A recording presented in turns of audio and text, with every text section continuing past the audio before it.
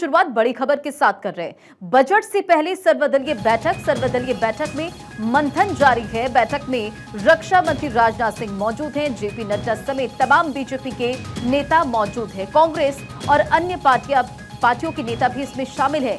23 जुलाई को संसद में बजट पेश किया जाएगा और उससे पहले बजट सत्र को लेकर सर्वदलीय बैठक जारी है। ये देखिए तस्वीरें निकलकर सामने आई है। तमाम दिग्गजों की मौजूदगी है।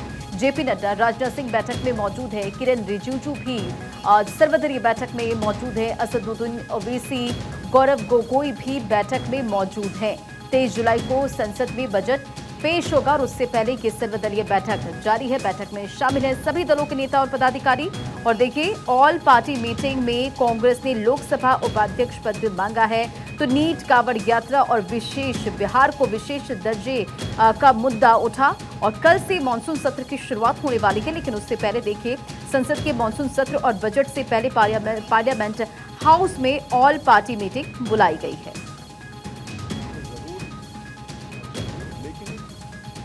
जाए तो उस पर व्यापक चर्चा भी हो सकती है, लेकिन आमतौर पर व्यवधान निर्माण करना ये एक परंपरा बन चुकी है पार्लियामेंट में, और इस परंपरा में कहीं ना कहीं बदलाव आना चाहिए। स्थगन प्रस्ताव ही रोज लाकर हमारी पार्लियामेंट चलाने की अगर ये मंशा होगी तो ये किसी भी प्रकार से ये मतलब कोई अच्छे काम के लिए संभव नहीं होने वाला है। और इसी वजह से इस तरह का सुझाव मैंने भी दिया है और भी बहुत सारे लोगों ने दिया।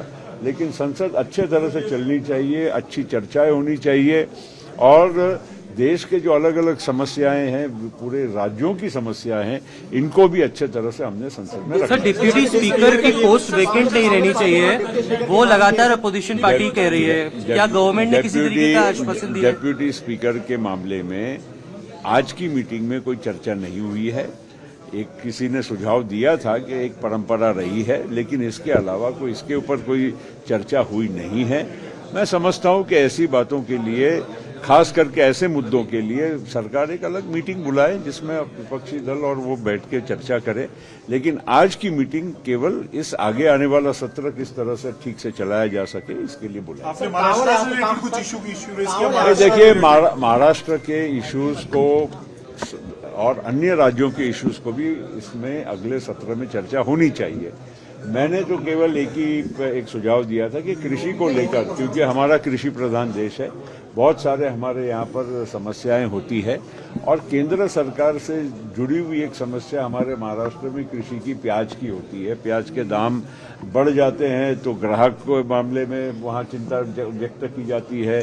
जब दाम घट जाते हैं तो हमारे किसानों की परेशानी बढ़ती है, उनकी आंखों में आंसू आता है। तो इसके लिए कोई एक व्यापक कोई मैकेनिज्म बनाया जाए जिससे हमारे यहाँ के, महाराष्ट्र के और देश के जो प्याज के उत्पादक किसान हैं उनको कोई प्रकार से अच्छी तरह से राहत मिले। लेकिन और इसी खबर पर अधिक अपडेट के साथ अक्षय राय हमारे साथ जुड़ गए हैं। अक्षय, सर्वदलीय बैठक जारी है और तमाम दिग्गज मौजूद हैं। अब तक की अगर बात करें तो बैठक में किन किन मुद्दों पर मंथन किया गया है, बातचीत हुई है?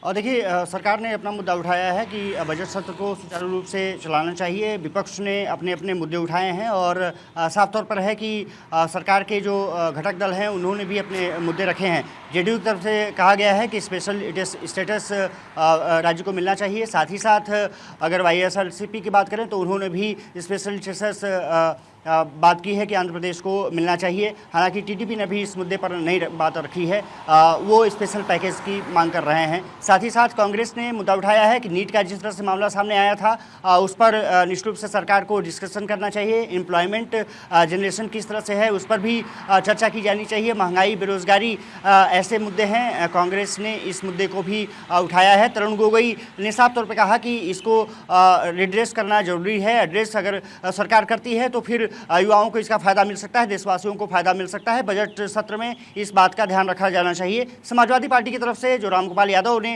शिरकत की, उनमें उनका कहना है कि जिस तरह से कांवड़ यात्रा रूट पर जिस तरह से नाम लिखने का विवाद सामने आ रहा है, ये कहीं से सही नहीं है। ये सरकार समाज में विभाजन को पैदा करना चाहती है। साफ तौर पर है कि अब विपक्षी दलों ने अपनी अपनी बात रखी है और सरकार ने अपनी बात रखी है।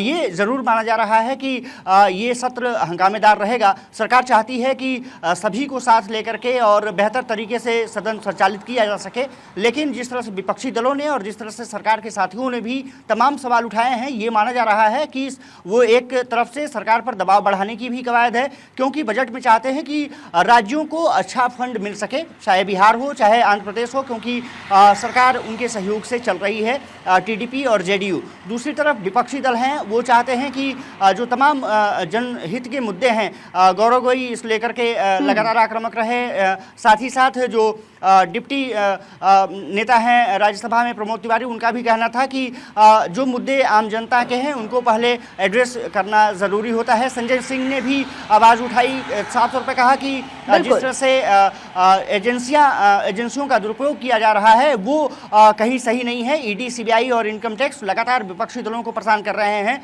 उसको भी सरकार को सोचना चाहिए। तो सरकार अब क्योंकि बजट पेश करने जा रही है, कल से सदन शुरू हो रहा है, ऐसे में माना जा रहा है कि बजट सत्र हंगामेदार तो रहेगा। अब किस तरह से बजट पेश होगा, बजट में तो बहुत हंगामा देखने को नहीं मिलेगा, लेकिन जब चर्चा होगी तो ये माना जा रहा है कि विपक्ष तमाम मुद्दों को लेकर के डिस्कशंस की मांग करेगा, क्योंकि बजट पर तो चर्चा होनी ही है, लेकिन और मुद्दे भी हैं जिस पर कि सरकार को जवाब देने के लिए सदन में विपक्ष बिल्कुल बाध्य अक्षय, करेगा। और बजट सत्र से पहले सर्वदलीय बैठक जो कि खत्म हो चुकी है और इस बैठक में कई मुद्दों पर मंथन हुआ है, कई मुद्दे विपक्ष की तरफ से उठाए गए। बने रहे आप हमारे साथ।